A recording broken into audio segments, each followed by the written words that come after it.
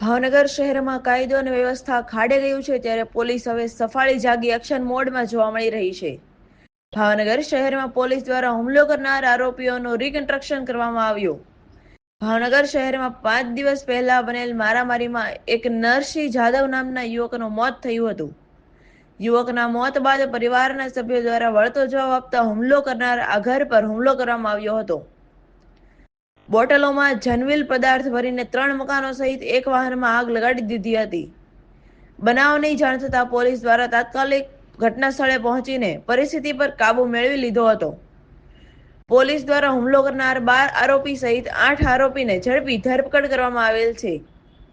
Police દ્વારા હાલમાં તમામ પકડાયેલા આરોપીને બનાવ સ્થળે લઈ જઈને રિકન્સ્ટ્રક્શન કરવામાં આવ્યું હતું. સિટી ડીવાયએસપી આર સિંઘલ સહિત મોટો કાફલો પોલીસનો ઘટના સ્થળે પહોંચીને રિકન્સ્ટ્રક્શન કરવામાં આવ્યું હતું.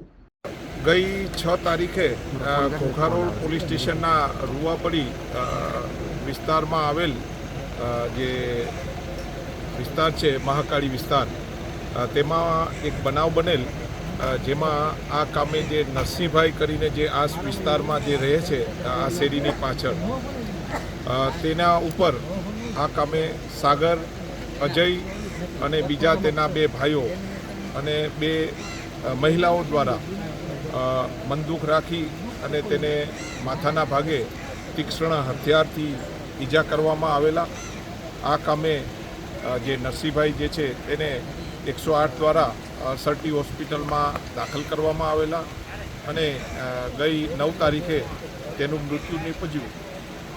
જેના બંદૂક રાખી આ કામે જે ફરિયાદી પક્ષ દ્વારા જે આરોપીઓ જે આપણે અટક કરેલા 6 આરોપીઓ, તેનું ઘર ખાલી હોય અને બીજા કોઈ હોય નહીં તેનો લાભ લઈ અને આ જે 12 આરોપીઓ દ્વારા તેના ઘરને આગજની કરેલી.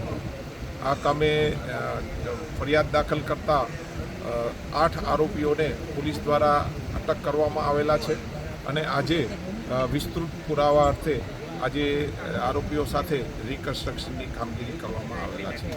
રિપોર્ટર ફિરોઝ મલેક, અસ્મિતા ન્યૂઝ, ભાવનગર.